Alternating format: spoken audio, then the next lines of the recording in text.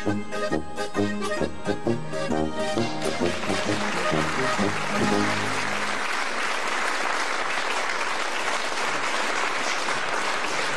Vorhänge, das wird ihr nicht auch noch waschen brauchen. Das sind ja Vorbereitungen zu einer Hochzeitsfeier, nicht bloß zu unserem Hochzeitstag. Ja, bloß? Ich meine, das ist doch eine reine private Angelegenheit. Da muss man doch nicht diese ganze Erbstreichergesellschaft dazu einladen. Ja, dann gern wir halt wegfahren, so wie ich mir's gewünscht habe. Schau, Theo, das wäre doch so schön gewesen. Wir zwei einmal ganz allein. Ah, wir zwei, ganz allein. Sagen wir das ganze Jahr, muss man doch nicht eigens irgendwo hinfahren. Das ist wieder einmal typisch deine weibliche Unlogik. Und du hast wieder mal deinen typischen Dickkopf. Immer muss alles nach dir gehen. Aber dann meckert auch nicht, wenn ich mit meiner Familie und mit der Verwandtschaft feiern möchte. Ich hab sowieso das ganze Jahr nichts zum Lachen. Ob du nach diesem ganzen Ramasuri noch was zum Lachen hast, das möchte ich aber bezweifeln. Ja, dann gerne halt wegfahren in ein schönes Hotel. Jetzt geht das schon wieder an. Ich bin aber lieber daheim, da habe ich meine Ruhe und meine Bequemlichkeit. Basta. Du denkst immer nur an dich. Aber dass ich vielleicht auch einmal raus möchte aus meinen vier Wänden, das interessiert den Herrn Theo Semmlinger ja nicht. Ich mag aber nicht. Schau dir die fremde Umgebung und die fremden Leute, ja, und ein fremdes Bett. Nein, ich mag einfach nicht. Und jetzt Ende der Debatte. Guten Morgen.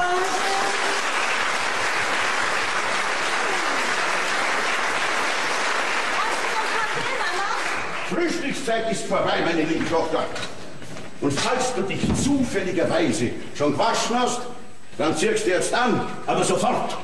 Wieso bist du so sauer, Papa? Frag deine Mutter. Gott sei Dank muss ich solche Familienaufläufe höchstens zweimal im Jahr durchstehen. Also gut, dann gibt's halt keinen Kaffee mehr. Das werde ich auch noch überleben. Lisa, du weißt doch ganz genau, dass der Papa das nicht leiden kann, wenn sie jetzt zum Frühstück nicht aus dem Bett kommt. Du lernst das aber auch nie. In der Küche draußen ist nur Marmeladenbrot und der Kaffee. Oh, prima. Wo ist was, Mama? Ah, ich gehe ja schon. Also der Papa, der könnte ja ruhig auch einmal berücksichtigen, dass ich eine lange, anstrengende Fahrt hinter mir habe. Ja, genau 1,5 Stunden. Als ob ich dafür kein Verständnis hätte. Und trotzdem ziehst du jetzt an und dann hilfst du mir aufdecken, gell? Du immer mit deinen Familienfesten. Das ist doch im Grunde genommen nichts anderes als eine längst überholte, alte und nervtötende Tradition. Jawohl, und genau an dieser Tradition heute ja fest. Was ich fragen wollte, wie steht's denn eigentlich mit dir, mit dem Robert? Absolute Funkstille. Und da bin ich auch heilfroh drüber. Ich sag das, Mama. Wenn ich von diesen Typen, diesen Blindgänger endlich geschieden bin, dann lasse ich mir die Scheidungsurkunde einrahmen und häng's an die Klotür. Von innen. Also, so schlimm ist er ja wirklich nicht. Du hast das Kind schon immer so übertrieben. Das ist schlimm. Du, der hat in 2 Jahren gerade so viel Temperament entwickelt wie ein ausgelaugter Teebeutel. Jetzt übertreib nicht. Also Mama, ich möchte jetzt eines klarstellen. Ich möchte von diesem Typen in diesen 2 Tagen kein einziges Wort mehr hören. Dieser Typ ist immer noch dein Mann. Ach, vergiss es. Entschuldige, Mama, das war jetzt nicht best gemeint, aber du bist halt einfach irgendwie so ein emotional unterentwickeltes Hausmütterchen. Aber ich liebe dich. Yoshi! Ja, ja, keine Panik, Schwester. Du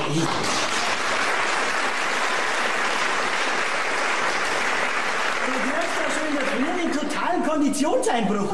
Den habe ich ununterbrochen, aber das interessiert ja keinen. Logisch. Kaffee ist auch keiner mehr da. Echt super. Da kehre ich nach Monaten wieder an die mütterliche Brust zurück und dann kriegst du nicht einmal ein Frühstückdienst. Logisch. Unser Meditationssinger wird dir das Frühstück ans Bett serviert, gell? Aber die Zeiten sind vorbei, mein Sohn. Deine Mutter hat dich schon viel zu lange verwöhnt. Und dafür fahre ich volldepp 300 Kilometer und habe mir tatsächlich noch eingebildet, du freust dich vielleicht, wenn du deinen hoffnungsvollen Abkömmling wieder mal siehst. Aber nix. Ja, irgendwie frei wäre, dass du wieder da bist. Ich freue mich auch, Papa. wenn ich ja nicht genau definieren kann, warum. Ja, du kennst ja meine grundsätzliche Einstellung. Familienfeste hat der Herrgott nur erfunden, um uns zu bestrafen. Da bin ich ausnahmsweise aber deiner Meinung, mein Sohn. Familie ist so ziemlich die anstrengendste Gesellschaftsform, die es gibt. Ich verstehe sowieso nicht, wie sich die Mama sowas freiwillig antun kann. Wenn ich da nur an den total vertrottelten Onkel Adi denke, der reinste Horror. Weißt du was? Ich stell mich einfach tot, wenn's mir zu viel wird. Ah ja, das war zum Überlegen. Nein, du, also, 2 Tote im Haus, da ist die Mama überfordert. Sag einmal, warum vergesst ihr nicht einfach das ganze Theater mit dieser Einladerei und fahrt's einfach fort? Ja, ich kann das Ganze schon gar nicht mehr hören. Deine Mutter liegt mir seit Wochen damit in den Ohren. Sag ich doch, ich verstehe euch nicht, ehrlich. Wenn mir halt einer ein Ticket nach Tibet in die Hand drücken wird, ja, Rucksack zu und nix wie weg. Ja, was willst du denn in Tibet? Das ist nicht so einfach zu erklären, Pa. Was das musst du mental im Kopf verstehen. Verstehst? Na. War eh klar. Ich muss mein Zentrum finden. Geistig. In Tibet? Ja, wo sonst? Ja, logisch, ja, wo sonst? Du bist zwar mein Sohn, aber irgendwie bist du ein Irrläufer. Pa, bitte sei deinem Schicksal dankbar, dass ich keiner von diesen BAföG-Dauerlutschern bin. Klar? Irgendwann, da wirst du mich verstehen. Und dann nehme ich die mit nach Tibet. Versprochen. Ja, aber zuerst darf ich schon aus dem Keller ein paar Flaschen Wein holen, gell? Tibet, oder? Ich hab's fast befürchtet, dass du mir nicht erspart bleibst, Bruderherz. Sag einmal, bist du eigentlich immer noch auf deinem Tibet-Trip, hä? Setz die Bütchen hin, du wirst dann Schatten. Hey, jetzt spuck so aus. Was gibt's Neues von deinem Noch-Ehemann? Hör bloß auf von dieser absoluten Null. Also, ich an deiner Stelle darf mir das überlegen. Du in deinem Alter kriegst bestimmt keinen mehr ab. Also, sag einmal. Wieso unterhalte ich mich eigentlich nur mit dir? Weil ich dein einziger und allerliebster Bruder bin. Ein Trost. Du allein schon im Hinblick auf die Tatsache, dass dich ja eigentlich gar nicht geben dürft. Du bist ja sowieso nur eine Empfängnisverhütungspanne. Daran wird's wohl liegen, dass mein Leben so eine permanente Schieflage hat. Ach geh, jetzt lass den Kopf nicht hängen, Joshi. Hm? Weißt du was? Jetzt fahrst erst einmal nach Tibet und dann wird's schon wieder, hm? Mein Schön. Gell? Freut euch recht, dass ihr wieder beieinander seid. Und wir? Mei. Wie schön habt ihr als Kinder immer gespielt miteinander. Ja, das ist schon lang her. Ja, ist halt wahrscheinlich auch ein bisschen komisch ausschauen, wenn wir heute noch mit Bauglötze und Kasperltheater spielen hatten. Lausbohr. Mama, hörst nicht gleich auf. Jetzt hast du mir die ganze Frisur ruiniert. Okay. Und ich mir denke, du hättest die heute noch gar nicht frisiert. Salve, ich klingt mir aus. So, und du holst mir jetzt aufdecken, gell? Oh, sei mir nicht böse, Mama, aber irgendwie habe ich das Gefühl, als hätte ich ein ganzes Hummelgeschwader in meinem Kopf drin. Du, ich muss mich unbedingt noch mal ein bisschen hinlegen. Das verstehst du doch, oder? Natürlich. Legst dich halt hin. Schreist mir halt, wenn du mich brauchst, gell? Jetzt hätte ich dich braucht. Mensch, hoffentlich langt das. 3 Torten, 12 Stück sind... 36 Stück. Ja, und dann noch ein Marmorkuchen? Naja, so viel werden sie dann doch nicht essen, oder? Ja, die Anni schon. Konntest dich noch erinnern, wie es letzte Jahr nach 7 Stück Torte schlecht geworden ist? Ja, dann hat sie 5 Schnaps kippt. Ja, und dann ist sie vom Stuhl kippt. Dann war wenigstens eine Ruhe. Ach, Theo, wir werden zu überstehen, gell? Aber natürlich, wenn man diese ach so geliebte Invasion übersteht. Aber Dora, kannst du mir vielleicht einen einzigen vernünftigen Grund sagen, warum wir die ganze Bande einladen, wenn wir alles bloß überstehen müssen? Ja, das kann ich schon. Weil du nicht mit mir weggefahren bist. Aber jetzt? Das war jetzt aber schon ein bisschen fest. Das war auch Absicht. Also, wenn das jetzt schon die Tante Anne und der Onkel Adi sind, dann 3 durch. Ja, und wenn das deine Schwester Eda ist, dann 3 durch. Ja, die liebe Ida ist schon da. Ist doch mal wieder eine Unverschämtheit. 3 Stunden früher herkommen. Meine Liebe.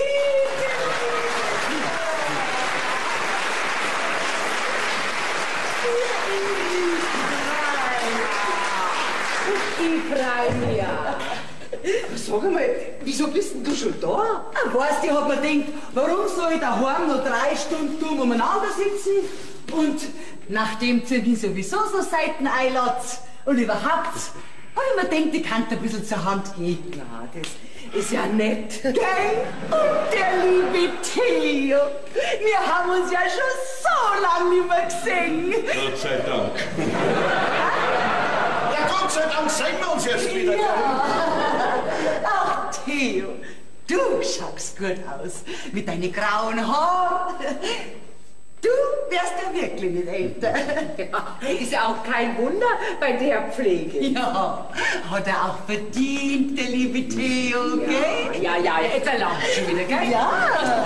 Du gehst jetzt in die Küche und spülst die Gläser nochmal durch. Wir unterhalten uns dann ja später, Sag gell? einmal, was ist denn das für ein Empfang, wo man kaum bei der Tür herinnen ist? Naja, sie war ja schon immer etwas überarbeitet und gereizt, deine arme Frau. Ich bin weder überarbeitet noch gereizt. Aber das kann jetzt gleich einmal passieren. So, und jetzt ab mit dir in die Küche und das ohne weitere Kommentare.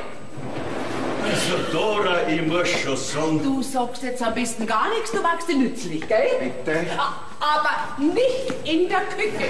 Du, Dora, ich hab meine Tupperschüssel mitgebracht, weil du hast doch bestimmt wieder viel zu viel Kuchen gemacht. Und den esst du ja selber nie auf. Also bist so nett, du hast mir ein bisschen was auf Zeichen. Was sagst du jetzt da? Ja, deine Schwester.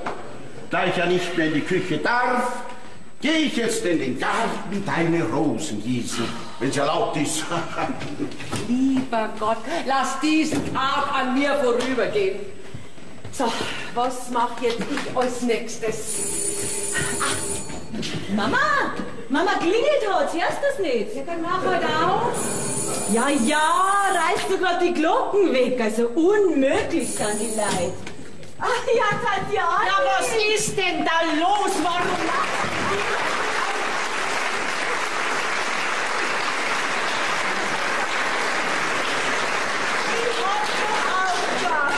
Liebe Tante Anni. Was ist denn das für ein tatschiges, zuckriges Schneckerl? Gefragt doch nicht, kaum bei der Türe schon wieder so tappig. Das ist die Lisa. Lisa, kenne ich nicht. Ah doch, jetzt streift mich eine Erinnerung. Bist jetzt du schon endlich verheiratet, Lisa? Nicht endlich, Onkel Adi. Leider immer noch.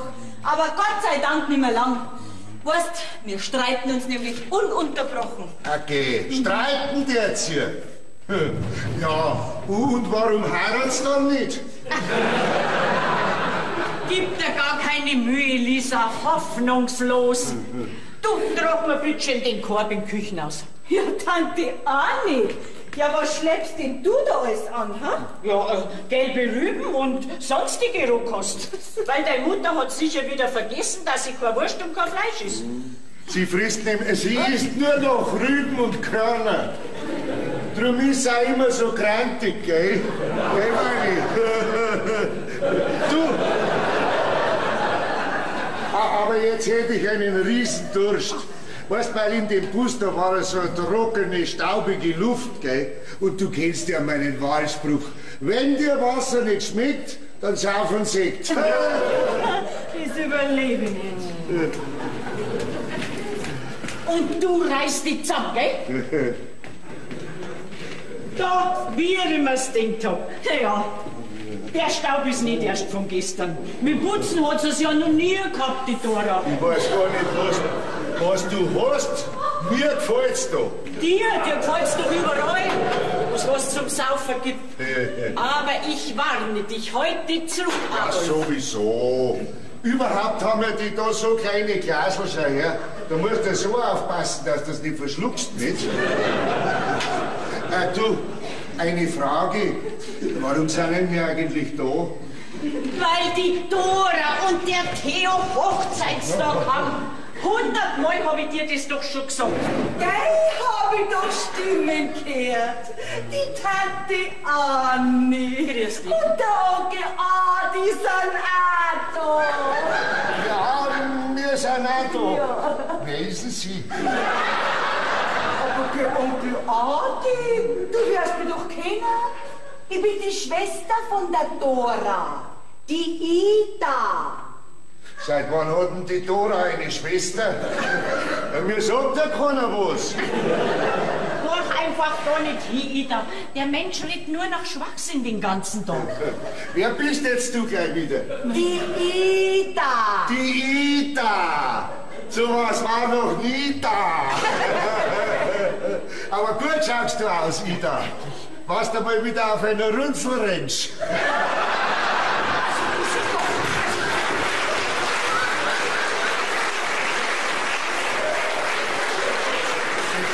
Das hättest du sparen können, weil bei dir beißt ganz bestimmt keiner mehr an. Oder hast vielleicht noch einen in der Warteschleife. Tante Anni, sag sofort dem Onkel Adi, dass er augenblicklich Zwecklos. Die Tante Anni und der Onkel Adi. Grüßt euch gut. Grüß dich gut. Ich hab euch gar nicht kommen hören. Dabei haben wir fast die Glocken weggerissen, gell? Ich hab die Glocken schon gehört. Aber ich gehöre ja Gott sei Lob und Dank nicht in dieses Haus. Also geht's mir auch nichts gut. Ja, ist schon nett, Dora, dass du jetzt auch endlich einmal sehen lässt. In der Küche draußen, da steht ein Korb mit Geigerühren. Die reibst mir dann auf und machst mir so einen leicht süß-sauren Salat an. Aber nur ein paar Tropfen Öl. Ah, freilich, Tante Anni, aber zuerst trinken wir doch einmal einen Kaffee, gell? Ja, bitte. Da wird aber auch langsam Zeit zum Kaffee. Sonst wird's ja zu spät zum Abendessen. Und sicher hast wieder nur so fettige Sahne und Cremetorten backen, ha? Wo ich die doch überhaupt nicht vertrag. Ja, dann nagst halt an deine Geiberühren.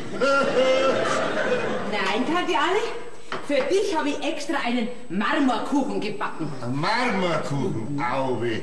Da werden sie sich wahrscheinlich ihre falschen Dritten ausbeißen. Naja, der ist halt meistens recht hart und staubtrocken. Ja, aber du hast doch das letzte Mal extra gesagt, dass du einen trockenen Kuchen möchtest. Liebe Dora, es gibt auch trockene Kuchen, die trotzdem saftig sind. Dann tauchst du halt den Kaffee nicht, dann wird er schon saftig.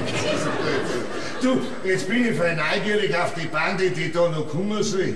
Kommt ja niemand mehr. Nur noch die Wallners, unsere Nachbarn, weißt du? Mit denen hast du doch im letzten Jahr so gut unterhalten. Ja, kann ich mich nicht mehr erinnern. Okay. Mein Dora, du hast ja keine Ahnung, was ich mit diesem Mannsbild ausstehe. Und erst seit er gestürzt ist, da ist ganz aus mit ihm. Du redest Schwachsinn, Frau. Ich bin auf den Hintern gefallen, nicht aufs Hirn. Weißt, was nicht interessiert, das vergisst er einfach. Aber sonst, da quasselt er überall rein und gibt vollkommen überflüssige Kommentare ab.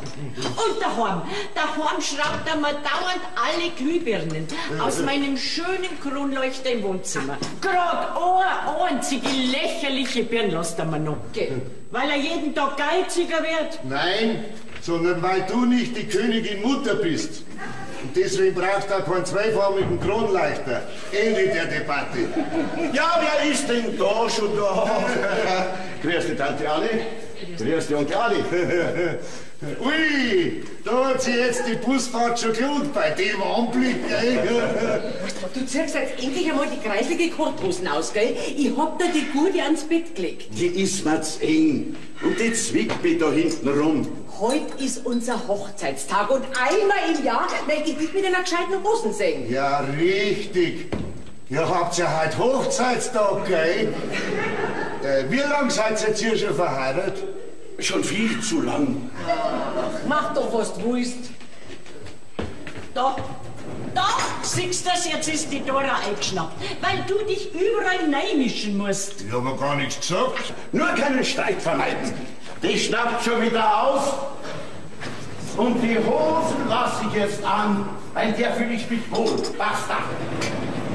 So, Onkel Adi. Und was möchtest du jetzt? Zum Einstand trinken? Der braucht jetzt noch nicht zum Trinken anfangen, Heißt du Onkel Adi?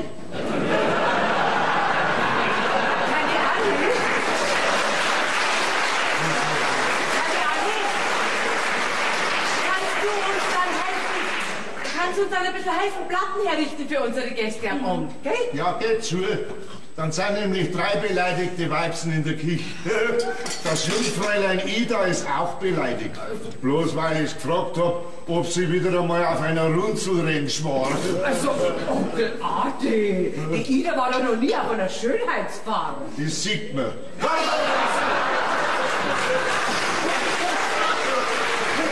Onkel Adi, wie geht's dir so? Ach, frag mich lieber nicht. Onkel Adi, so kenn ich dich ja gar nicht. Ja, ich mich auch nicht. Aber weißt du, ich stelle in der letzten Zeit so ganz eigenartige Symptome an mir fest. Da drum, meine, stimmt's nicht mehr recht. Was nicht sagst Du, wenn ich das sag, das ist mir, wenn es mir auf einmal einen Schalter umlegen hat und klack, ich weiß rein gar nichts mehr. Hast du das oft? Nicht oft, aber immer öfter. Ja. Ich weiß nicht mehr, was für ein Tag das ist und wer ist und warum der da ist, wo er gerade ist und warum ich da bin, wo ich gerade bin. Und warum sind wir eigentlich bei euch? Ja, der Onkel Adi. Wo haben Sie die ausgegraben? Hi? Nein. Was meint ihr? Red nicht so respektlos mit deinem alten Onkel. Ja, sorry, war nicht so gemeint. Aber sonst geht's dir gut, Onkel Adi? Ja, mir schon. Aber die Frage ist schon erlaubt, woher kennt denn der mich? Habt ihr den komischen Vogel auch eingeladen? Ja, sei so gut. Ich bin der Sohn des Hauses. Ach so! Da hättest du mir aber schon warnen können. Mich warnt auch keiner. Auf einmal steht der immer wieder da. Pa, ich glaub fast, unser guter Onkel Adi hat eine schleichende Naturtrübung in seinem Hirnkastel. Aber denkt er nix. So lässt sich das Leben als solches wesentlich leichter ertragen. Mein Sohn, der Weltverbesserer, spricht. Jetzt weiß ich's wieder. Ach, du bist doch der Reserveguru, gell? Ich hab gemeint, du kraxelst schon lange am Himalaya umeinander. Du, wenn's du mal den alten Yeti triffst, gell, dann sagst du ihm einen schönen Gruß von mir. Ich krieg ja gleich die ultimative Krise. Du, ich glaub, der gute Onkel Adi bringt's total was Sache Ja, ist. sowieso, sprich nur weiter, mein Neffe. Oder was immer du auch bist. Weißt du, was uns heute eindeutig fehlt, Was fehlt das dir? ist das harmonische, das kosmische Gefüge. Ja, da hast du null Chance, dass du das Nirvana erreichst. Du sagst es, ja. Aber ich glaub, das ist halt auch ein bisschen weit weg, dieser Dingsbums da, Nirvana. Weißt du, global gesehen fehlt der Menschheit einfach das nötige Problembewusstsein. Ja. So schaut's aus. Ja. Jede intellektuelle Weiterentwicklung, ja, die stagniert. Und so wird unser geschundener Globus von lauter blinden Uhus bevölkert, die vollkommen orientierungslos und total abgebrannt umherschwirren, wie nach dem 3. Waldbrand. Ich verstehe kein Wort. Weil du auch ein blinder Uhu bist. Ah, entschuldige, aber da fehlt dir leider der globale Durchblick. Ganz im Gegensatz zum Onkel Adi. Danke, mein Neffe. Bitte, gern geschehen.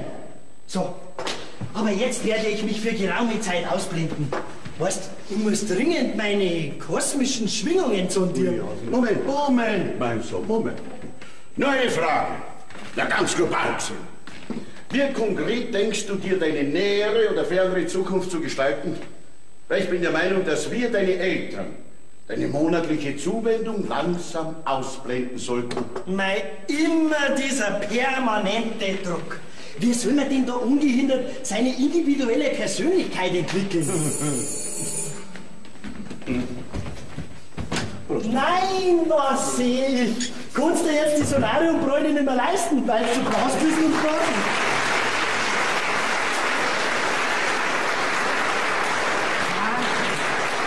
Eine große Freude wird dich erwarten.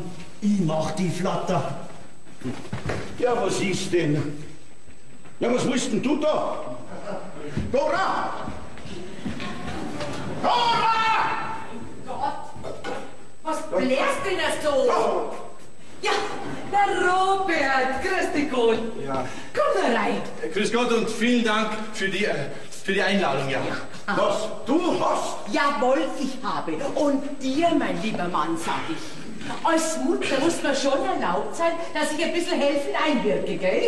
So, und jetzt geht's hin und sagst endlich grüß Gott, sag mal noch einmal. Grüß dich, Theo. Grüß dich. Ich bin der Onkel Adi. Aber Onkel Adi, ich kenne dich doch. Hä? Woher und wieso kennst du mich? Wer ist denn er? Grüß Gott. Na, ich hab was anderes überlegt. Ich nehme meinen Gruß wieder zurück. Du sturer Mensch! Nur mit Verständnis füreinander hat das Familienleben einen Sinn. Entschuldige, Robert, aber er meint's nicht so. Doch! Also jetzt frage ich schon zum 3. Mal. Wer ist denn er? Mein Gott, Onkel, jetzt gib doch endlich einmal eine Ruhe.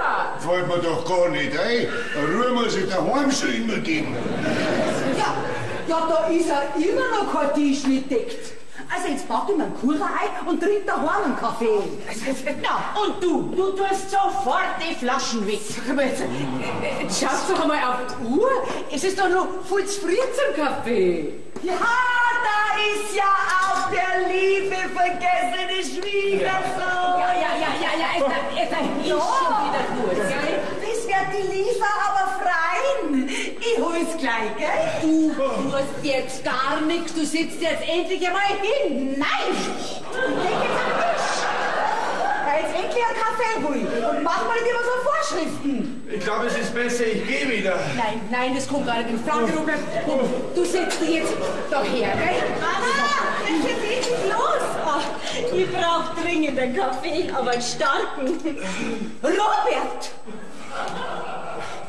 Für dich. Entschuldigung. Bitte.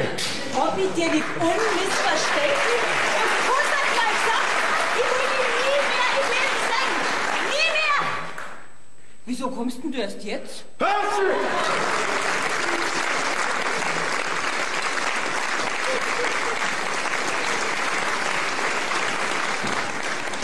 Schau, Dora, ich hab mir gedacht, so eine Vasen, die kann man doch immer brauchen. Die passt ja auch wunderbar auf den Tisch da. Ja, wunderbar. Ich stell's gleich hin. Ja, und für mich ist nichts, Tante Anni. Wir haben schließlich auch Hochzeitstag. Aber ich habe an dich gedacht, Theo. Wo schau her? Dankeschön, Onkel Adi. Freilich, ihr Mannsbrüder denkt immer nur an das eine. So, Frali, recht viel mehr bleibt uns nicht mehr an Vergnügungen und Laster in unserem Alter, gell, Theo? Jetzt möchte ich aber auch mein Geschenk loswerden. Liebe Dora, zu deinem Hochzeitstag alles Liebe und Gute. Und das ist eine Kleinigkeit für dich. Was, das ist auf jeden Fall einmal keine. Na, das ist eine eigenhändig gearbeitete Handarbeit. Und ich habe mir gedacht, das Deckerl, das darf wunderbar unter die Vasen passen. Soll es gleich hinlegen? Nein. Was haben wir, die Semlingers, eigentlich mitgebracht? Die haben doch schon alles. Ich weiß bei mir drin. Weil du schon was weißt. Danke schön, Ida, aber du hast mir doch die letzten Jahre schon Deckel in alle Größen gehäkelt. Ich weiß ja schon gar nicht mehr, wo ich es nur hinlegen soll. Dann halt nicht. Es gibt genügend andere dankbare Abnehmer. Na, ich freue mich auch wirklich. Komm, leg's hin. So, und jetzt würde ich sagen, fangen wir an, Das gell? ist eine auch so. Vergiss mal den Spann mit den Vasen und Deckerl und Ding, nicht wahr? Oder, Frau Wallner, haben Sie uns auch noch ein selbst gehäkeltes Deckchen anzubieten? Nein, leider nicht. Wir dachten... Ja, ich hab das ja gesagt, wir blamieren uns. Moment, Theo. Dir möchte ich schon auch noch zum Hochzeitstag gratulieren. Hey, das ist mein Glasl. Lieber Theo, ich wünsche dir viel Zufriedenheit und Sonnenschein mit deiner Dora. Auf dich! Was machst du denn? Du machst mir ja ganz nass. Ja, jetzt seid ihr schon wieder gut. Gleich geht zu. Ja. Nicht bei jeder Gelegenheit an Theo Drohiger. Das ist eine Klammer auf. So, und jetzt hol ich endlich einen Kaffee, gell? Einen Moment. Bevor das Jubelfest beginnt, möchte ich noch einen Trinkspruch aussprechen. Na, gut Nacht, da kommt wieder was. Ruhe. Also, jeder nimmt sein Glas zur Hand Servus. Kommt der Regen schräg von vorn, kriegt die Kuh ein nasses Horn. Und regnet's munter weiter, kriegt sie auch ein nasses Eiter. Und regnet's wie aus einem Fass, wird bestimmt der Schwanz auch nass.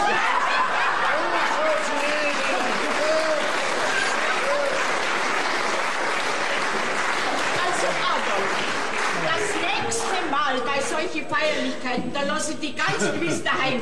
Und jetzt setz dich endlich hin, damit wir anfangen können. Moment, wo ist denn überhaupt der Joschi? Ah, der sitzt schon seit 2 Stunden mit verschränkten Füßen im Schlafzimmer wie ein Fiaker. Also Onkel Adi, wenn dann schon verkehrt. So wie du. Ist der auch koffeinfrei, Frau Semplinger? Ja, aber selbstverständlich, Frau Wallner. Wir sind doch jetzt alle in dem Alter, wo wir ein bisschen aufpassen müssen, gell? Joschi! Herrgott, jetzt wird's höchste Zeit, dass du reinkommst. Aber ein bisschen flott, gell? Nee, ist doch die Lisa und der Robert auch noch nicht da. Also noch länger warte ich jetzt wirklich nicht mehr. Ich fange jetzt an. Ja, eine Familie ist doch was Schönes. Gell, liebe Frau Semplinger? Ja. Das sagst doch du auch immer, Wolfi. Jetzt sag halt auch was, Wolfgang. Ja, aber die meisten wissen es ja gar nicht zu schätzen, gell? Natürlich ist eine Familie was Schönes. Mit kleinen Unterbrechungen, gell? So, jetzt greift's aber dann zu, gell? Das muss alles weg. Und so feine Kuchen. Haben's die alle selber gebacken? Also der ist ja viel zu fett und schwer. Und der staubt dann bei der Ohrwaschel raus. Aber was soll denn da nehmen? Am besten du frisst dich quer durch.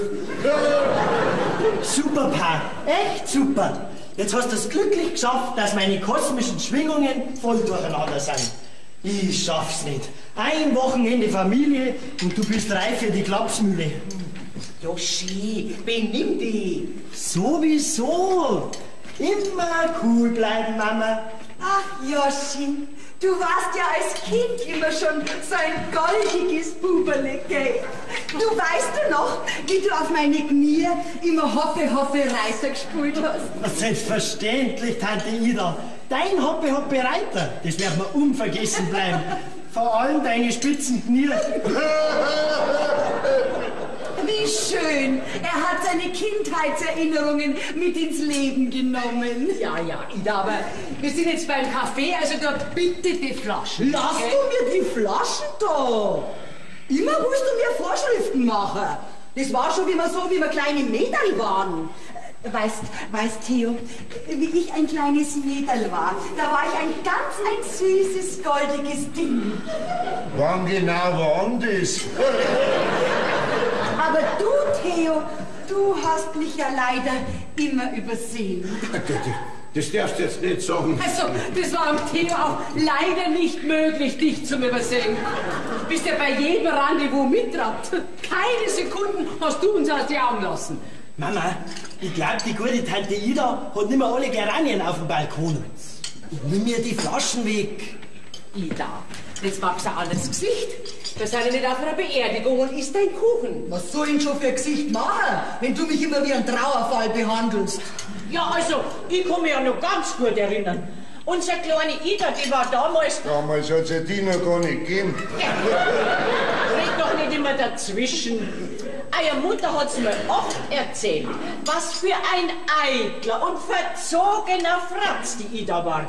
Den ganzen Tag ist nur vorm Spiegel rumgestanden. Ja, das stimmt doch gar nicht. Oh, und ob das stimmt. Ich hör doch eure arme Mutter selig nur wie heut. Nur für Haarmaschel und Mode hat's Interesse gehabt, die Ida. Ja, und mit den jungen Burschen, mein, da hat's es auch können. Ich erinnere mich auch noch. Ich habe früher auch immer eine Haarmasche getragen, ja. Flieder war mein Lieblingsfarbe. Kannst dich nicht mehr erinnern, Wolfgang? Nein, Gott sei Dank.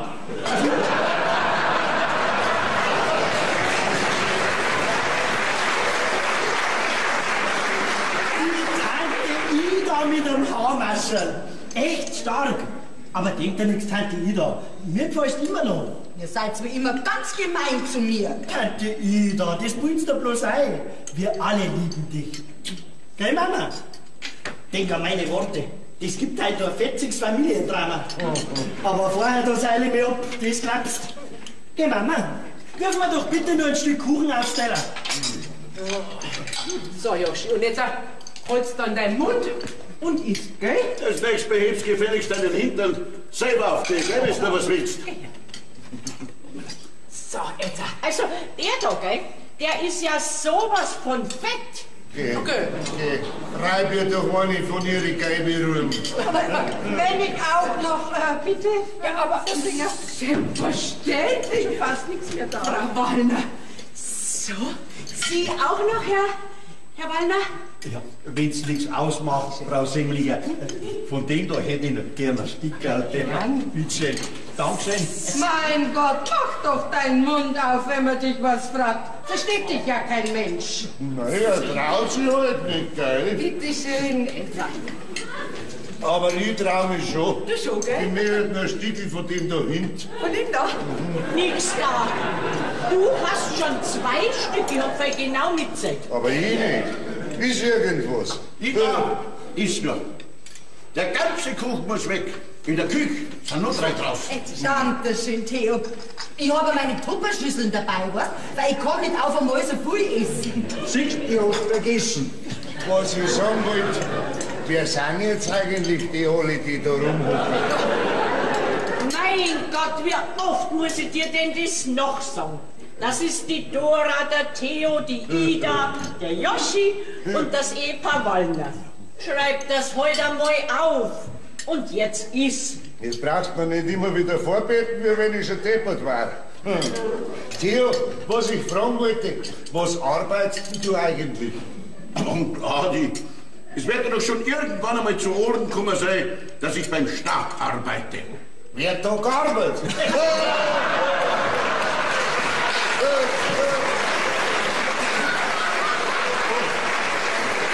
Und was arbeitest du da? Ja, ich opfere mich quasi auf für den Dienst am nächsten. Jesus, dass es nicht vergisst, Jo. Nächsten Dienstag wirst du unbedingt im Baumarkt, gell? Da gibt's günstige Gartenmöbel. Ich schaff's nicht, Mama. Du bist ein echter Stimmungskiller. Super machst du das. Wie du so mühelos das Thema wechselst. Pa, bleib cool. Was dir fehlt, ist eine transzentrale Bewusstseinsebene. Und da stehst du über so hirnlose Meldungen. Ja, ja, die heutige Jugend. Auf den Mund gefallen sind's nicht. Ne? Vielleicht wäre das ein Ausweg, Tibet. Ja, das lässt aber sauber bleiben, gell? Dass du noch weniger daheim bist. Tibet soll ja sehr schön sein in Tibet, ja. Habe ich neulich im Fernsehen gesehen. Aber da laufen sie ja alle in so komisch rote Vorhänge gewickelt umeinander. Ich glaube, das tät. Nein, das wird mir nicht stehen. Das sind Mönche. Meinst, ich weiß es nicht? Mönche sind auch Männer. Leider zu weit weg. Wir haben ja das letzte Jahr im Schwarzwald Urlaub gemacht. Gell, Wolfgang? Sehr ruhig und gediegen. Und die Schwarzwälder Kirschtorte, so hoch war die, nicht so flach wie die da. Stimmt's nicht, Wolfgang? Oh, Entschuldigung. Jetzt sag mal.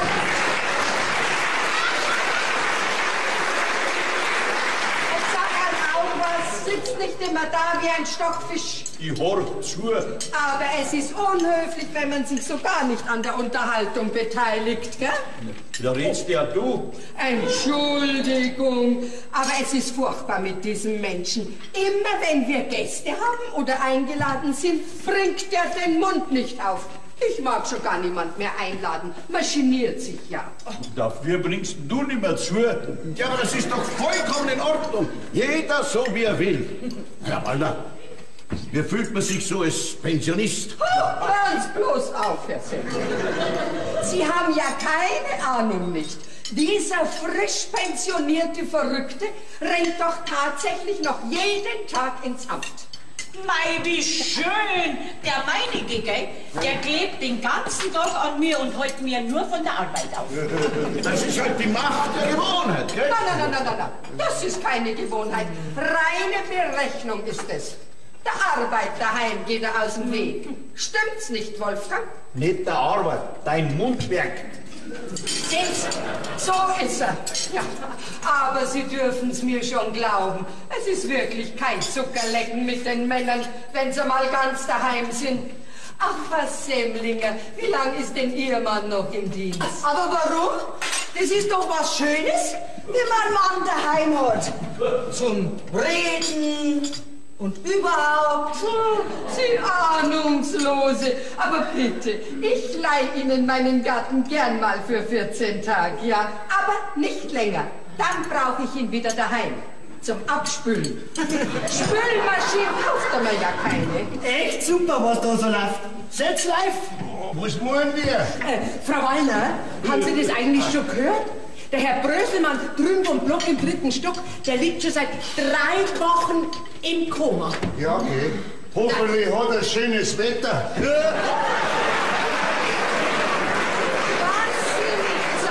Das ist ja furchtbar. Ja, was soll denn da so furchtbar sein? Der wacht einfach nicht mehr auf. Und wenn, dann weiß er von nichts mehr. Ja, der hat's gut. Aber ich weiß noch ganz genau, wie der Theo damals... Ja, aber das wissen schon, gell? Dass der freundliche Herr Dange gestorben ist. Das war so eine schöne Beerdigung. Die ganze Kirche war voll. Voll was? Okay, der hat doch noch sein Lebtag keine Kirche innen gesehen. Und wenn sie diesmal nicht reingetragen hätten, dann war der nicht einmal zu seiner eigenen Beerdigung gekommen. Wolfgang, du bist pietätlos. Ehrlich. Ja, das stimmt. 3 Männer habe ich begraben. Ja, die musst erst einmal gießen. Da rennst du den ganzen Sommer rennst du nur mit der Gießkanne rum.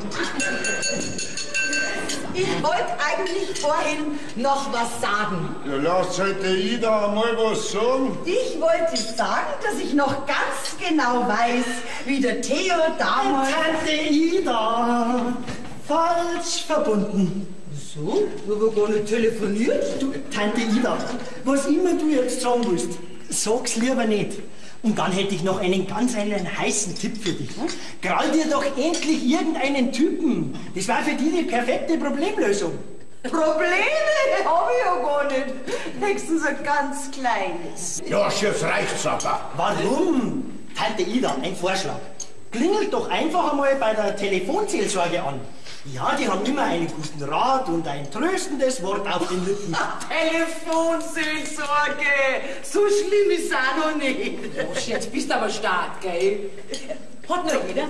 Nehmt 2, gell? Kaffee und Kuchen? Hat noch jeder, gut. Jetzt wird's aber langsam Zeit, dass die Lisa und der Robert erscheinen. Jetzt lass doch in Frieden, wenn sie sich vielleicht gerade versöhnen. Was, so lang? Ja, das tut mir ja überhaupt nicht. Und womöglich noch im Schlafzimmer. Bei uns ist das immer viel schneller gegangen, gell? Da hörst du's, liebe Frau, für was du Vorschub leistest. Schäm dich. Ja, aber auch. Entscheide, was die machen, gell? Tante Ida. Was ist denn? Nix erstmal. Auf die werden sie auch gerade warten, gell? Lisa! Lisa! Jetzt kommt doch endlich zum Kaffee. Jetzt muss ich diesen Blinkgänger da auch noch ertragen. Jawohl. Pa, du musst dich langsam an den Gedanken gewöhnen. Was Besseres wird unsere Teenager-Spätlese nicht mehr an Land ziehen. Hey, und denk doch mal, wenn's ganz dick kommt, dann zieht dein Töchterl mit Sack und Pack ins elterliche Nest zurück. Dann zieh ich aber aus. Jo, um Gottes Willen, doch nicht bei unsere Gäste. Die müssen ja denken, Wunder, was wir für schlechte Familienverhältnisse haben. Was? Wer hat da mit wem ein Verhältnis? Frau Semlinger, wenn's nichts ausmacht, von dem hätte ich gern noch ein Stickerl. Ja. Warum machst du eigentlich keine so guten Kuchen? Was ist los? So, bitteschön, Herr Wagner. Stopf doch nicht alles so maßlos in dich hinein. Denk an dein Cholesterin. Morgen wieder. Ja, die waren ja gar nicht im Schlafzimmer. Warum hat denn dann das Versöhnen so lang gedauert? Bei uns ist das immer rucki-zucki gegangen. Du bist nicht gleich stark. So, Kinder, jetzt sitzt er her, gell? Danke, liebe Schwiegermama. Aber ich glaube, jetzt wäre der richtige Augenblick für eine Erklärung. Ja, das kannst du sparen. Ihr lauft auseinander, lauft wieder zusammen Und das in regelmäßigen Abständen. Ja, das stumpft mir langsam ab. Also, Papa, jetzt lass doch Herrn Robert auch einmal was sagen. Nein, ich hab schon noch was zum Sagen. Eine ganz große, protzige Hochzeit hat es ja sein müssen. Alles, was Rang und Schulden hat sich auf meine Kosten im Bauch vollgeschlagen. Aber das interessiert ja nicht mehr. Oh, das stinkt, Mann. Ja. Das muss einmal gesagt werden. Aber das muss doch nicht gerade heute diskutiert werden. Gerade heute an unserem Hochzeitstag. Schau, wir haben auch oft auseinanderreden können. Ja, wir haben uns auch aufgeschrieben, und zwar ganz gewaltig. Schwere Krisen haben wir durchgestanden und haben es doch ausgehalten miteinander. Bei uns hat es nicht alle paar Wochen das Theater gegeben, dass man sich scheiden lässt. So, meine Tochter, jetzt frage ich dich. Weißt du jetzt endlich, was du willst? Weil noch öfter mache ich diesen Zirkus da nicht mit. Also, Papa, wirklich? Lang dauert's nicht mehr. Theo, bitte doch nicht vor unsere Gäste. Warum? Ich geniere mich nicht. Aber ich. Ich meine, es war an der Zeit, dass wir jetzt verschwinden. Also, wenn ich vielleicht einmal was sagen dürfte. Nein, jetzt sag ich einmal was. Papa, du magst vielleicht in vielem recht haben. In allem? Aber trotzdem ist es doch immer noch immer unser Leben. Ja, nichts dagegen. Aber dann halt uns, Bitchen, deine Eltern, auch aus deinem Leben raus. Theo, sie ist immer noch unsere Tochter und kann mit ihre Sorgen zu uns kommen. Und jetzt darf ich sagen, reden wir morgen weiter. Morgen bin ich immer da, Mama. Und dir, Papa, sag jetzt bloß eins. Nur weil wir nicht immer das machen, was du von uns erwartest, heißt es noch lang nicht, dass wir grundsätzlich im Unrecht sind. Wir, deine Kinder, sind nämlich inzwischen selbstständig denkende Menschen. Und wir können ganz gut selber entscheiden, was für uns richtig ist. Schön ausgeredet, Lisa. Das heißt also auf gut Deutsch, die ganze Familie muss nach meiner Pfeifen tanzen. Ja, so ähnlich. Lisa. Ach, das stimmt doch, Mama. Ihr habt doch auch nur einen Frieden, weil du immer das machst, was der Papa will. Und so soll es bei uns eben nicht laufen. Jetzt weiß ich, warum ich nicht geheiratet habe. Also, die Lisa und ich, wir sind immer noch dabei, unsere Grenzen abzustecken. Was, und das habt ihr in 3 Jahren nicht geschafft. Also, tut mir leid, aber das kapiere ich nicht. Also, irgendwo hat die Lisa schon recht. Einig sind wir uns eigentlich nie. Oder nur selten. Ich bin bloß immer still. Ach, so ist es also. Jawohl, Theo, genau so ist es. Und jetzt ist schon wurscht, jetzt sage ich das auch noch gleich. Ich sag nur ganz beiläufig wegfahren. Weißt schon, was ich meine, Theo, gell? Wer hat denn da letztendlich wieder nachgehen? Da muss ich mir denn das alles anhören. Nein, musst du nicht, Theo. Aber bitte reg dich nicht so auf. Hättest du ja auch nicht müssen, wenn uns wir zwei ganz alleine ein paar schöne Tage gemacht hätten. Im Schwarzwald. Meinetwegen auch im Schwarzwald. Auf alle Fälle weg von da. Ohne Besuch, ohne Kuchen backen, ohne stundenlanges Häppchen schmieren, ohne irgendwelche keckelten Deckel und dem ganzen Drumherum. Wir können gern gleich gehen. Na, jetzt möchte ich schon nur wissen, wie das hinausgeht. Wisst was? Ich gehe jetzt. Und wenn ich wiederkomme, dann dreht irgendjemand von euch mit Wammen den Hals um. Theo, bleib doch da, das kannst du doch nicht machen. Warum ist jetzt der gegangen? Was gerade so interessant war. Bei dem hätte ich mal in die Lehre gehen sollen. Jetzt hast du ihn verscheucht, armen Theo, an seinem Hochzeitstag. Mama, der Papa kommt schon wieder. Also, das wollte ich jetzt eigentlich nicht. Lass kurz, Herr Robert. Das war schon längst einmal fällig. Und nach so einem kleinen Gewitter ist die Luft gleich wieder viel klarer. So, Lisa. Und du gehst jetzt ins Küchenhaus und holst einen frischen Kaffee, gell? Ja, wenn Männer und Wolken sich verziehen, kann es noch ein schöner Tag werden. Einerlei Zählen und ein Weibsbild, das sind 100 Mistbücher. Was fällt dir denn ein? Gleich entschuldigst dich. Jetzt wollt mir erst recht nicht ein. Glaubst du's? Die ganze Zeit kriegt er das Maul nicht auf und dann so eine Meldung. Ich hab's ja kommen sehen, ich hab es geahnt. Aber irgendwie ist der Theo ein Mann mit Prinzipien. Und genau das gefällt mir so an ihm. Ja, mit einem Dickkopf. Entschuldigung, aber habt ihr noch alle was? Greift's weit zu, gell? Also, das tut mir jetzt leid, aber So ist es halt. Also Dora, was du Familie nennst, das ist schon eher ein Sauhaufen. Also was dann die Ida? Das ist jetzt aber schon ein bisschen beleidigend. Wir sind vielleicht nicht gerade perfekt, aber als Sauhaufen sind wir nur lange. So. Außerdem hast du wieder eine Familie gehabt. Also holst du dein Vater. Wenn man das so unmittelbar miterlebt, kann man direkt froh sein, wenn man keine Kinder hat, gell? Obwohl wir immer gern welche gehabt hätten. Gell, Wolfgang? Und obwohl wir immer wieder probiert haben, gell? Früher, Moni. Jetzt weniger. Eher gar nicht mehr. Mein Gott, ja, aber halt doch deinen Mund! Aber ich mein, ohne Kinder ist halt die Familie doch irgendwie ein bisschen ohne Sinn, gell? Danke, Mama. Eine großartige Aussage. Also ich finde das ungehörig, wenn Eltern sich von den Kindern sagen lassen müssen, was sie zu tun haben. Das ist doch keine Erziehung. Ja, wo kann man denn da hin? Also, was ich eigentlich sagen wollte ist, die Lisa und ich, wir machen unsere Fehler. Aber wir bemühen uns wirklich einen Weg zu finden, der uns ein Zusammenleben in Harmonie ermöglicht. Mein nicht sehr geschätzter Nachschwager. Hör endlich auf mit diesem Harmoniegeschwafel. Ja, du liegst nicht mehr im Trend. Aber wenn ich mir die so anschaue, wundert mich das eigentlich gar nicht. Was hast denn du für ein völlig veraltetes Betriebssystem im Hirn? Na, ich muss aber schon bitten. Na, lass dir das gesagt sein. Das funktioniert halt nicht mehr. Heute kannst du als Mann nur auf dem Selbstverwirklichungstrip überleben. Sonst machen dich die Weiber nieder, platt, verstehst? Schau's dir doch alle an, diese aufgeblasenen Tussis. Die arbeiten doch permanent an der Entmystifizierung des männlichen Geschlechts.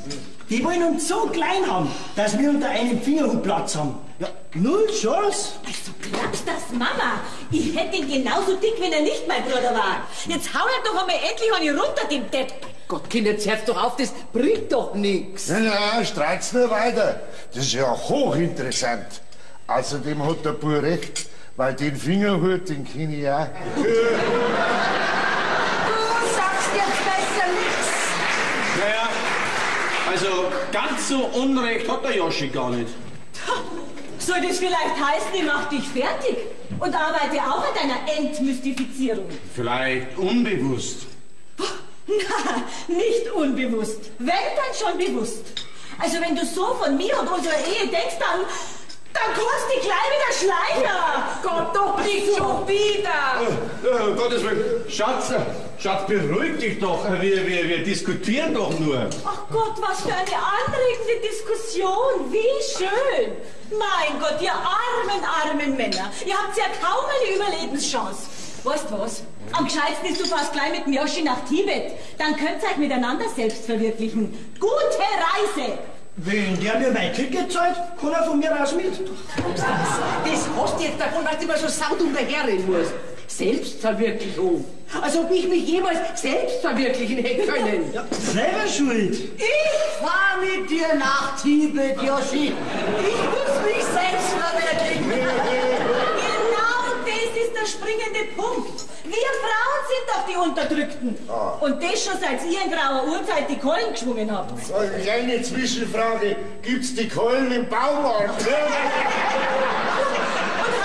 es müsste immer noch so weitergehen. So schaut's nämlich aus. Lisa, hab ich dich jemals unterdrückt? Probieren tust das auf alle Fälle immer wieder. Aber da beißt er bei mir die Zähne aus. Mein Gott, Kinder, jetzt fangt doch in Gottes Namen nicht zum Streiten an. Hey Mama, die sind doch schon mittendrin. Jetzt sind wir ja glückselig wieder am bewussten Punkt angekommen. Sie konnten zusammen nicht kommen. In einer Ehe muss man nachgeben. Jeder. Man muss Kompromisse schließen. Faule. Nachgeben ist ja in Ordnung. Aber warum denn immer ich? Du hast mich ganz vergessen, wie oft ich schon nachgegeben habe. Hä? Ja, typisch. Naja, sie hat wirklich keinen Zweck mit uns. Tut mir leid, liebe Schwiegermama, aber du siehst das ja selber. Deine Tochter.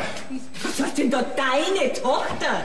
Du bist doch einmal wieder derjenige, der nicht nachgibt. Keinen Millimeter. Ja, immer muss er recht haben. Hab ich auch. Ich bin ja auch schließlich ein Mann. Schönen Tag noch allerseits. Oh, ein aufgeblasener Macho bist. Da geht er hin. Und du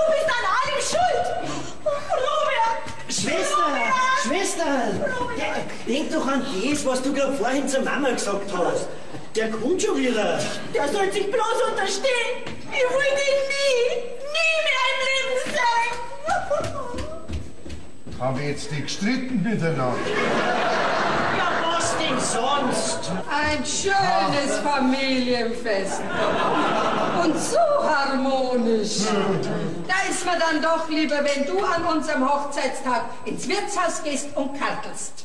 Habt ihr das alle gehört? Jetzt weiß ich, warum ich mich zur Jungfräulichkeit entschlossen habe. Jetzt gehe ich den Theo suchen. Dass jetzt so eine Feier nie, aber auch nie friedlich verlaufen konnte. Hat sie ja alle vergessen, was für ein Tag heute ist? Der Tag, an dem die seelischen Mülltonnen geleert werden. Mama, die letzten 20 Jahre hätten dich doch eines Besseren belehren müssen. Aber du lernst das nie. Du gibst einfach nicht auf. Nein, ich gebe auch nicht auf. Wir sind und bleiben eine Familie, ob wir wollen oder nicht. Und wir halten zusammen durch dick und dünn und wenn's noch so kracht und scheppert. Das hast du jetzt gut gesagt, Zora. Also, auf zum fröhlichen Köpflein schlagen. Ich bin dabei. Lisa, du kommst jetzt sofort da rein. Ich mag nicht. Doch, du magst, und zwar sofort. Was ist denn nun, Mama? Ich will, dass sich meine Kinder in diesem Haus anständig benehmen. Joschi, du sitzt jetzt sofort am Tisch dahin. Und ich will, dass du dich, Lisa, auch daher sitzt und endlich deinen Kuchen isst. Keine Widerrede. Ich will, dass ab sofort Friede und Eintracht herrscht, Steuerin. Das wird doch in Gottes Namen für ein paar Stunden möglich sein. Das ist heute das Fest eurer Eltern. Und ich habe euch eingeladen in der Hoffnung auf ein paar schöne, unbeschwerte Stunden. Ich habe mir viel Arbeit gemacht. Ich wollte jedem von euch eine Freude machen. Also will ich auch, dass ihr euch anständig und ein bisschen dankbar erweist und mir nicht den ganzen Tag versaut. Das ist doch in Gottes Namen nicht so viel verlangt. So, jetzt fällt mir nichts mehr ein. Mama!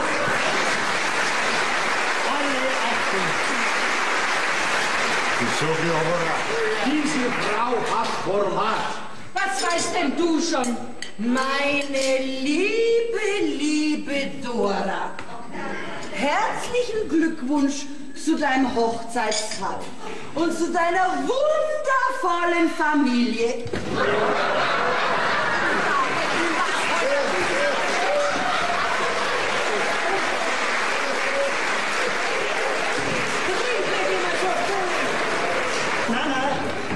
Bevor du jetzt wieder eine deiner Panikattacken kriegst, möchte ich dir hiermit vor versammelten Zeugen mitteilen, der heutige Nachmittag, der hat mir die Entscheidung leicht gemacht.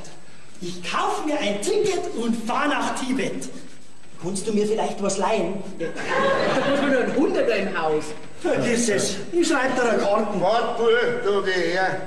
Da schau her, da kriegst du jetzt von deinem Onkel Adi einen 50er. Danke, Onkel Adi. Da komme ich höchstens bis nach Wolfratshausen. Und bei mir, dann genauso da am Haushaltsgeld. Aber Joschi, Tibet, das ist doch so weit weg. Wie kommst denn du da hin? Vielleicht mit dem Radl? Als ob wir jemals Urlaub in Tibet gemacht hätten. Wir sind heute an Ammersee gefahren. Und wir an Schwarzwald. Das hab doch ich schon gesagt. Jetzt sag ich mal was Neues auch nicht recht. Jetzt sag ich gar nichts mehr. Tibet. Tibet. Das ist doch irgendwo im Himalaya.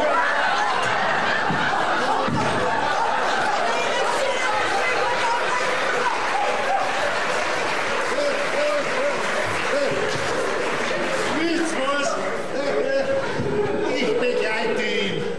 Ja, was willst denn du, alter Depp, noch in Tibet? Nicht nach Tibet, nach draußen. Weil ich muss mir jetzt die Füße vertreten. Sonst kriege ich einen Wadelkrampf in die Knie. Also, wir wollen dann auch. Komm, Wolfgang, steh auf. Die Semlingers wollen jetzt gewiss ins Bett. Nein, um Gottes Willen, Frau Walter, bleibst doch da. Ich hab doch noch was zum Abendessen gerichtet. Ich habe jetzt unbedingt keinen. Jetzt tu halt nicht so scheinheilig. Hat er so vorhin gesagt, hoffentlich gibt's bei denen was Gescheites zum Essen, weil wir nichts daheim haben. Also, halt deinen Mund. Ich weiß gar nicht, mir ist jetzt irgendwie so komisch. Ich glaube, das ist der Kreislauf. Nein, das ist schon der Wein. Ja, der Wein ist gut. Herr Wieder, darf ich Ihnen meinen werten Arm bieten? Und ich darf wieder allein ausstolpern. Du sagst es. Typisch.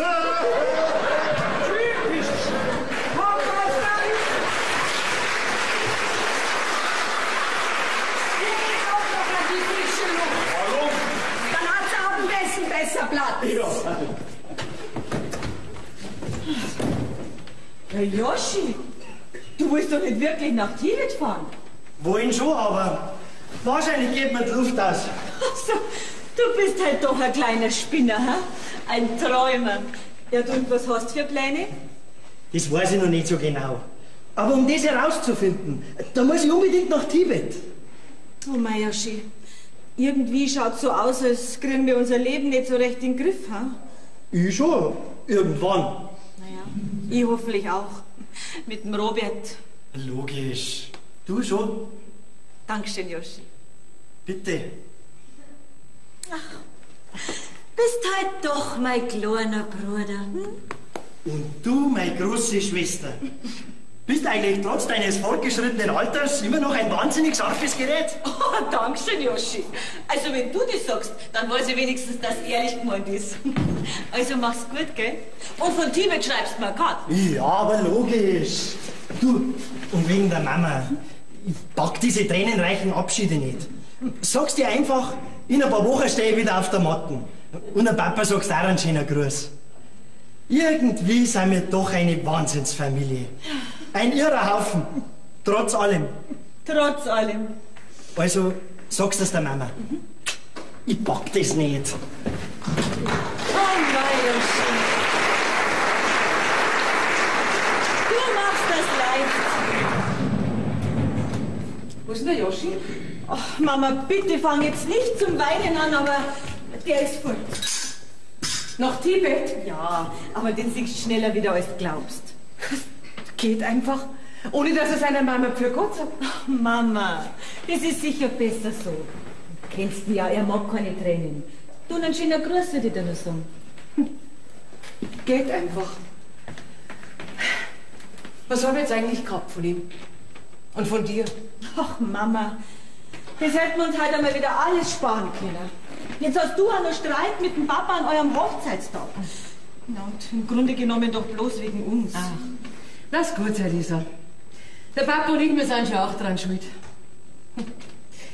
Jetzt haben wir fast 30 Jahre verheiratet. Und ich kann mich nicht erinnern, wann er mir das letzte Mal gesagt hat, dass er mich braucht. Dass er mich mag. Soll ich dir vielleicht immer noch jeden Tag ins Ohr säuseln? Ich liebe dich. Ja, das wird doch mit der Zeit langweilig. Mir nicht. Aber mir? Ja, Lisa, schau weg.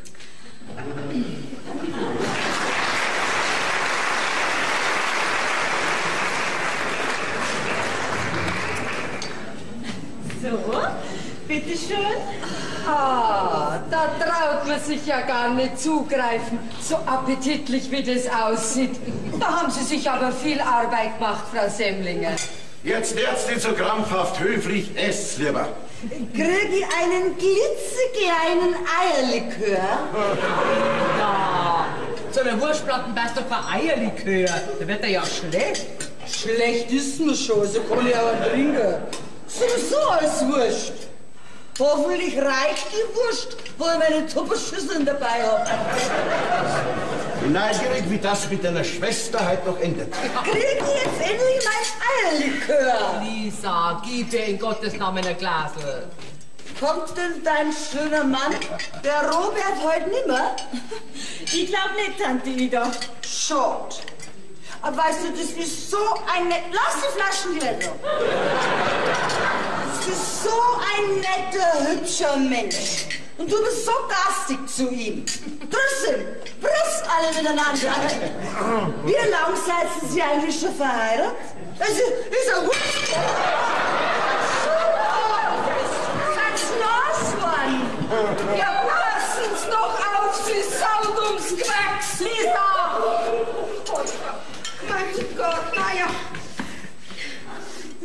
Das schöne Kleine, das geht ja nie wieder raus, diese Flecken.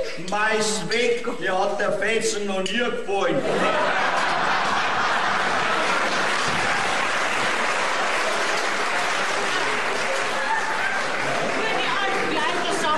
Die Welt ganz ja gerade noch.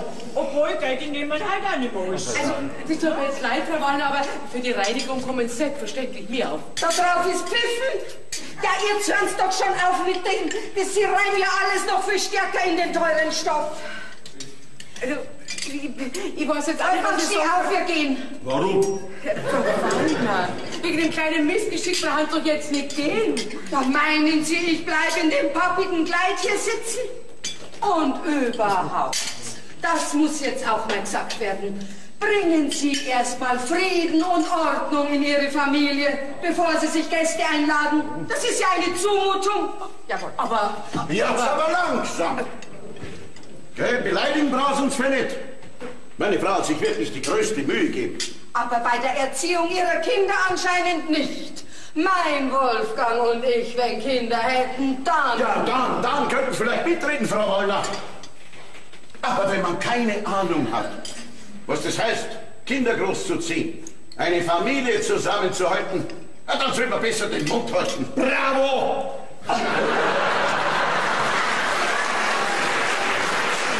sind aber nicht so primitiv, dass wir unsere Meinungsverschiedenheiten in Gegenwart anderer Leute austragen. Wir streiten daheim, so wie sich das gehört. Wolfgang, jetzt steh endlich auf. Die streiten doch auch daheim. Oder was hätten wir sonst den ganzen Nachmittag gemacht?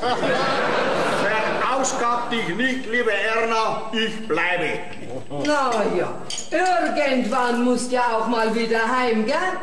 Und dann sprechen wir uns unter vier Augen. So wie sich das gehört. Das hätte jetzt aber wirklich nicht sein müssen. Weißt du, aber nicht aufpassen, Kunstklappstars. Immer bin ich an allem schuld. Ich bin auch wirklich mal beleidigt. Auf jeden Fall haben wir jetzt mehr Platz am Tisch. Herr Semlinger, wenn Sie jetzt so gut waren und mir noch frisch drauf schenken, dann würde ich sagen, jetzt kann der Abend noch gemütlich werden.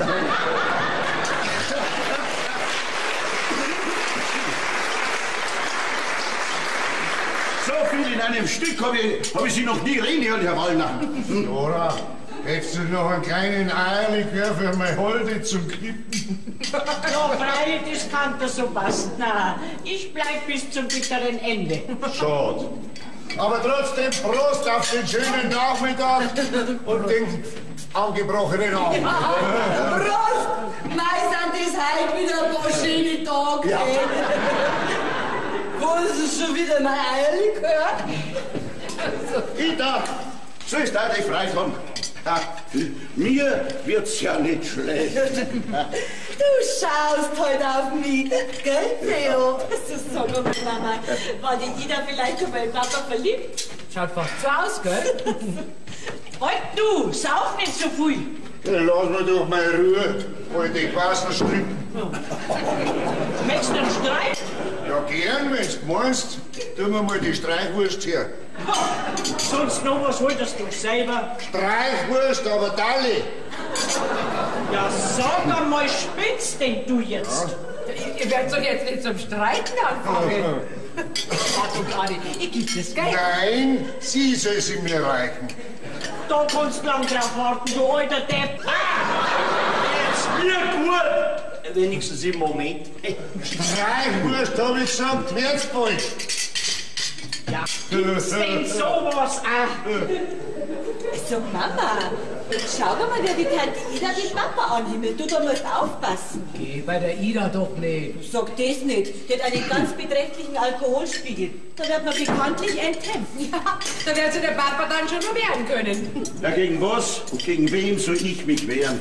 Na, sag einmal, wo hast denn du die Wurst gekauft? Warum schmeckt's da nicht? Nein, die Salami, die ist auf jeden Fall total versalzen. Ja, ich werd's am Metzger ausrichten, gell? Hat sonst noch irgendjemand irgendwelche Beschwerden? Die Streichwurst ist sagenhaft. Dann gibst mir eine. Tut mir leid, ich muss es selber essen. Du Gescherter Büffi, du Gescherter. Ich weiß nicht, mir ist heute irgendwie so komisch.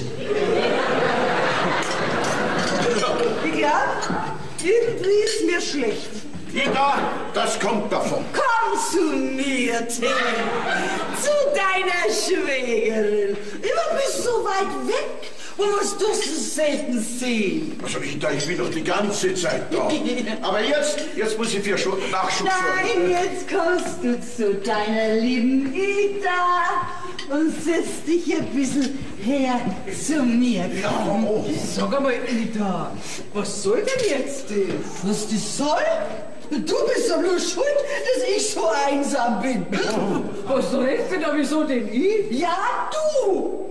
Du bist daran schuld! Schau doch nur, wie ich dastehe. Sitz wie eine einsame Bergfichte. Wie der saure Regen der Wüste. Jetzt kommt Tante Ida. Jetzt gehen wir mal ein bisschen an die frische Luft. Ja. Nein, ich will nicht an die frische Luft. Ich hätte den Theo wollen. Das ist nur weiß, du Schwessel, du Überflüssige, du. Ida! Nix Ida. Immer hat die Ida parieren müssen. Nie hat die Ida sagen dürfen, wie es da drin, ganz innen drin in ihr ausschaut. Aber jetzt sag es mir. Und jetzt sag ich's allen an, alle sollen es hören. Theo, wann immer du mich brauchst, ich bin für dich da. Tut mir leid, Ida, aber ich hab schon eine Frau und die reicht mir. Habe mir gleich gedacht, dass du mich nicht brauchst. Aber Theo, weißt du noch, wie ich dich zum ersten Mal gesehen habe? Mit deinen breiten Schultern, deine lockigen Haare. Wie? Hast du gesagt?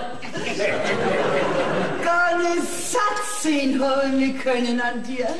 Ida, was redst denn du da? Ich hab ja gar nichts gemerkt davon. Du hast ja nie was gemerkt, weil ich dir immer egal bin.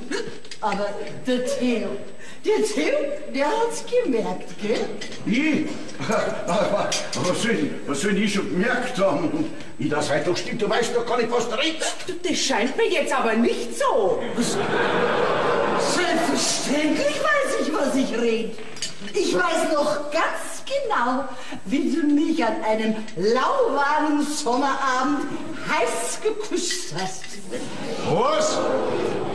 Nehmt ihr doch die Flaschen weg, die fantasiert ja schon. Nein, Ida, trink nur, komm.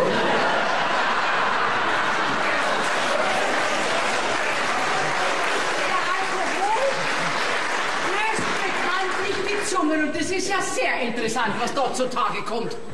Also was das, Theo? Hinter meinem Rücken hast du dich mit meiner eigenen Schwester getroffen. Nicht hinter deinem Rücken, Dora. Hinter deinem Haus. Also das hätte jetzt nicht passieren dürfen. Jetzt sehe ich erst, wie blöd das ich war, aber ich habe ja leider keine Schwägerin. Wegen einem einzigen Bussel, mein Gott, und das ist ja schon eine halbe Ewigkeit her. Ja, da tun sich ja Abgründe auf. Pfui Teufel. Bussel? Das war ein leidenschaftlicher Kuss. Der brennt mir heute noch auf die Lippen. Schaust, Dora. Leider nur ein einziger. Ah, hast du das gehört? Nur ein einziger. Mein Gott, das ist doch gar nicht der Rede wert. Also Papa, schankst du den jetzt gar nicht? Nein. Was, Theo? Das verzeih ich dir nie. Jetzt werden wir mal wieder dramatisch, gell? Das haben wir ja schon lange nicht mehr gehabt. Beleidige du meinen Theo nicht. Deinen Theo. Nimm mal mit, kannst mich schon ran. Ja, du hast ja so einen Mann gar nicht verdient. Immer meckerst du nur an ihm rum. Du hast ihn mir gestohlen, jawohl. Du hast dir meinen Traum erfüllt. Und mir ist nichts geblieben. Die ist hackedicht, eindeutig. Aber so ein bisschen Suppe war manchmal recht abwechslungsreich. Da schafft's doch endlich dieses psoffene Frauenzimmer raus. Das ist ja direkt widerlich. Ja, komm, Papa, ich hilf dir. Oh Gott, wieso ist mir auf einmal so schlecht? Ja, Wieso ist mir so schlecht?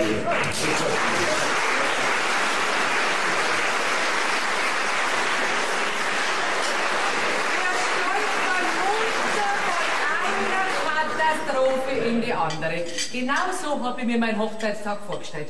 Keine Panik, Frau Semmlinger.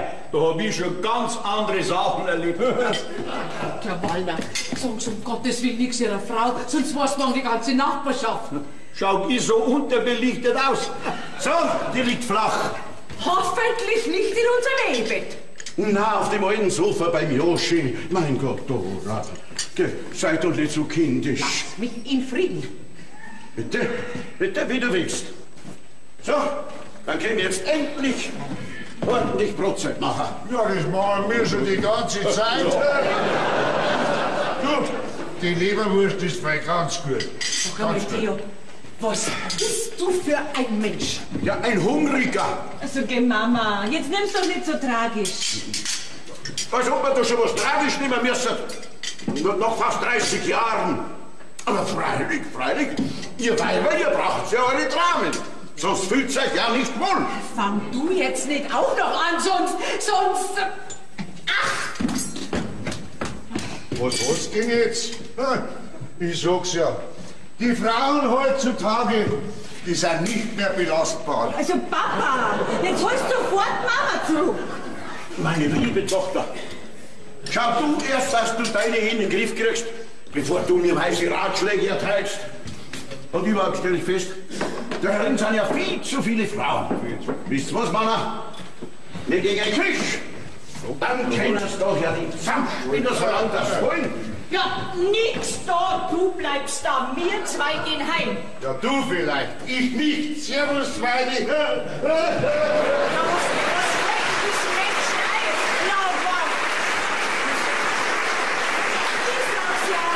Eine wirklich nette Familienfeier ist es mal wieder. Oh, das wird jetzt die nette Erna sein, die ihren unfolgsamen Wolfi wieder abholt. Ja, was holst denn du schon wieder da? Lisa, sag jetzt einfach bitte mal gar nichts. Du, ich sag dir jetzt nur...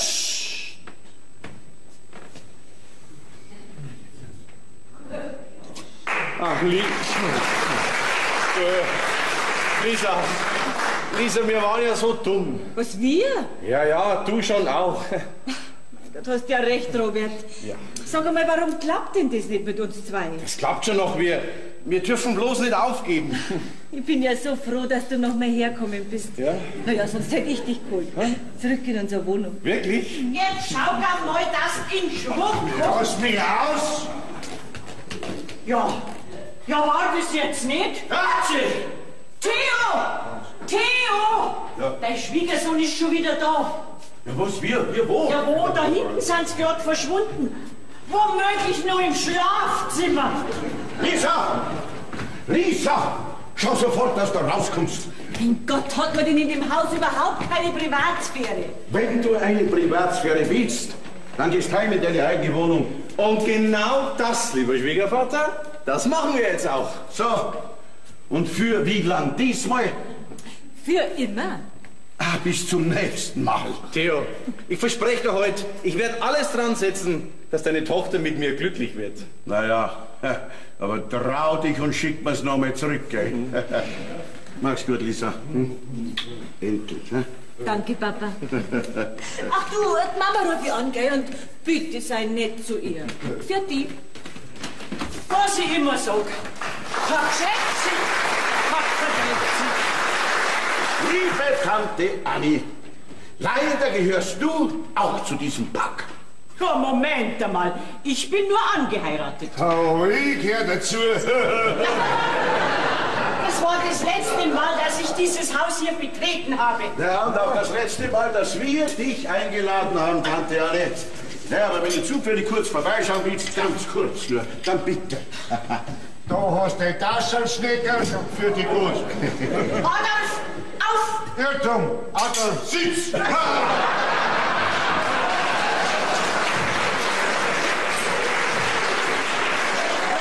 ja nicht einfallen, dass mich wieder mitten in der Nacht aus dem Bett bringst. Und ihr, schamt euch! Wir schämen uns!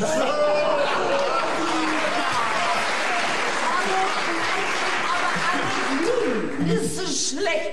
Ich will bitte heim. Soll ich dich begleiten? Ja, warte, ich bring sie heim. Du tust gar nichts, gell? Bitte heim. Ja, aber die folgt uns doch in unserem Goldfischteich. Ja, dann der Saufe halt. Ist ja eh wurscht. Also, ich wünsche euch noch ein schönes Fest und frohe Weihnachten oder was sonst noch sein.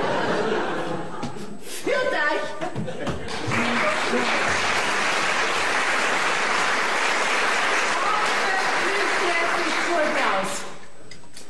Ja, und wie schaut's jetzt mit uns aus? Gut. Bestens.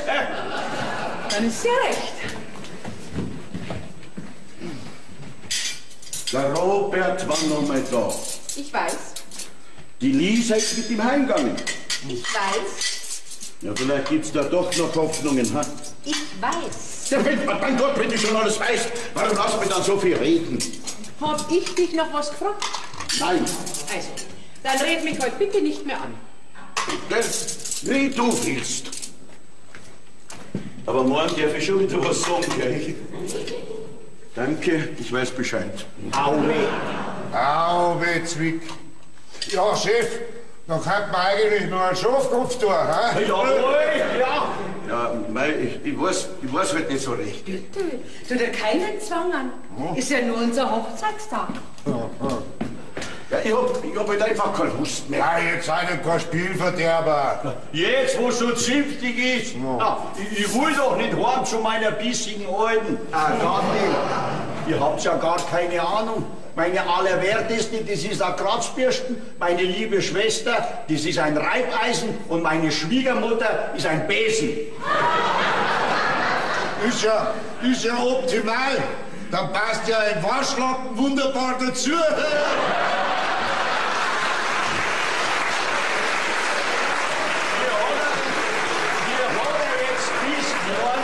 Es hat halt jeder seine Probleme. Wisst was, Mann? Es ist schon spät. Dann gehen wir heim. Du bist doch schon daheim. Verstehst du nicht? Gehen wir heim, heißt so viel wie verschwitzt. Also, das heißt, du schmeißt uns raus? Nein, ich schmeiß euch nicht raus. Ich hab halt einfach keine Lust mehr. Theo, du wirst doch deine Gäste nicht schon heimschicken. Halt du dich da raus. Hey, das ist Männersache. Entschuldigung, Männersache. Wie hab ich das bloß vergessen können? Ganz schön aufmüpfig, dein Holdi. Du, so einen Ton muss man sofort im Keime ersticken. Ja, dann geht's nur heim und erstickt's. Habt ihr zwei doch schon längst versäumt. Jetzt glaube ich, wird er beleidigend. Zuerst schmeißt er uns raus und jetzt wird er persönlich. Ja, heute ist halt noch mein Hochzeitstag. Nicht? Und kein Kartenabend und auch kein Saufgelage. Also, Avanti. Ist das dein letztes Wort? Mein letztes. Das wirst du noch bitter bereuen, wenn du eines schönen Tages ganz ohne einen einzigen wahren Freund auf der Welt dastehst. Jawohl. Jawohl. Ich weiß schon, warum ich jeden Hochzeitstag grundsätzlich vergiss. Komm, Wolfi. Immer. Jawohl.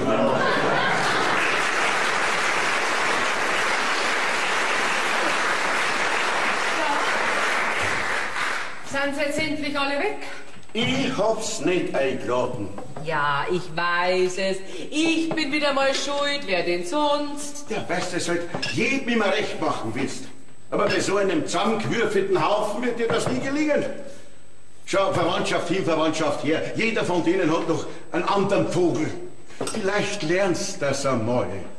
Du hast mir's Haferl ausgeschüttet, nicht die anderen. Nein, deine Schwester Ida, gell? Leider nicht mehr ganz nüchtern. Hat diesen alten Schmarrn da wieder ausgeräumt. Dora, merkst du es nicht selber, dass das direkt lachhaft ist? Die Eifersuchtsszene nach so vielen Jahren. Weiß ich, was damals wirklich passiert ist? Und später vielleicht auch noch? Und warum hast du mir denn nie was gesagt davon? Das war doch gar nicht der Rede wert. Naja, ein bisschen wird dir das schon aufgefallen haben, dieser leidenschaftliche Kuss. Ja, ich habe gemerkt, dass mich deine Schwester ein bisschen anhimmelt, nicht? Ja, manchmal hat's mir direkt leid getan. Damals hätte ich das ja noch verstehen können, aber wenn ich dir jetzt so anschaue... Was soll das heißen? Ich bin ja nicht mehr attraktiv genug. Sagen wir mal so. Ich hab mich an dein kleines Bierbäucherl An deine grauen Haare und an deine sonstigen kleinen Schönheitsfehler einfach schon gewöhnt. Ja, wenigstens ein bisschen was. Ich möchte jetzt auch mein Geschenk endlich an dich loswerden. Ein Ring?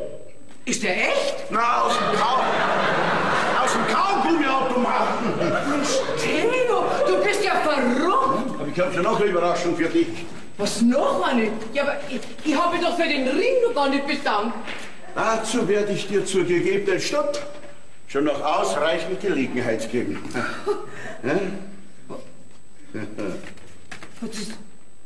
Das sind ja Flugtickets. Ja, richtig? Hey, du musst zugeben, ich habe mich dieses Jahr direkt überschlagen, um dir frei zu machen. Mein Gott. Eine zweitägige Reise für 14 Personen.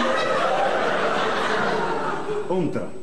Theo, du bist ja wahnsinnig. Wo du doch immer gesagt hast... Ja, aber das war doch reine Strategie. Darum bin ich doch immer so narrisch geworden. Wie du immer wieder in das gleiche Loch gestiert hast, dann waren wir doch weggefahren. Ich wollte dich wirklich überraschen zum Hochzeitstag. Bist du zufrieden mit mir? Theo, verzeih mir alles, was ich über dich gesagt habe und erst, was ich gedacht habe. Ja, ich will es gar nicht wissen. Bist ja doch der Allerbeste. Jesus, das ist ja schon in 2 Tagen. Das schaff ich ja eh nie. Dora, du schaffst alles. Weißt du, Dora, was mir klar geworden ist? Alle miteinander, wie es da herin rumguckt sind, durch die Bank, sind's alle hoffnungslose Spießer. Meinst du? Ja, aber wenn das unsere Familie ist, dann wären ja wir logischerweise auch Spießer. Ja, aber mir doch nicht. Obwohl es ja heißt, gleich und gleich gesellt sich gern. Eben. Und drum muss ich mir schon noch ganz genau überlegen, ob ich die schönsten Wochen des Jahres mit einem Spießer verbringe. Ich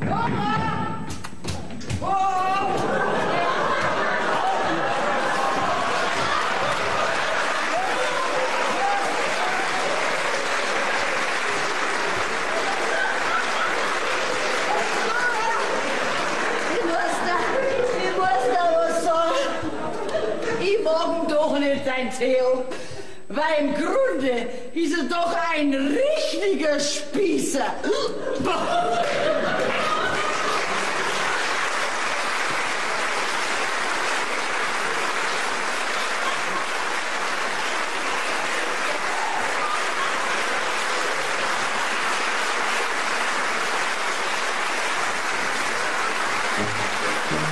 Thank